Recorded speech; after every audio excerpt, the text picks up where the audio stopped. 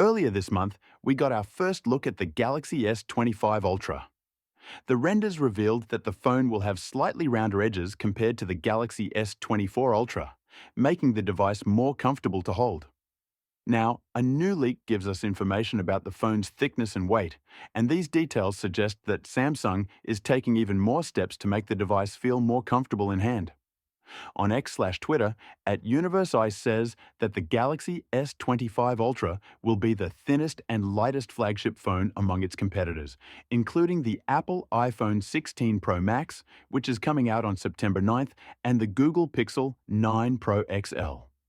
For your reference, the one from Google has a waistline of 8.5 millimeters and tips the scale at 221 grams. As for Apple's upcoming flagship smartphone, leaks and rumors suggest that it will have a thickness of 8.25 millimeters and weigh 225 grams.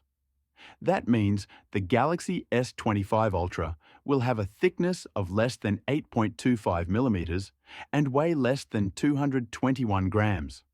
It also means that Samsung's next flagship model will be at least 0.35 millimeters thinner and 7 grams lighter than its predecessor, which has a waistline of 8.6 millimeters and tips the scales at 232 grams.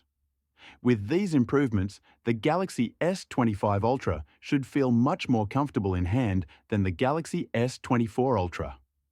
Other leaks suggest that the Galaxy S25 Ultra will have 4 cameras at the rear: a 200-megapixel primary camera with a wide lens, a 50-megapixel camera with a telephoto lens, a 50-megapixel camera with a super telephoto lens, and a 50-megapixel camera with an ultra-wide lens. For selfies, there will be a 12-megapixel camera at the front.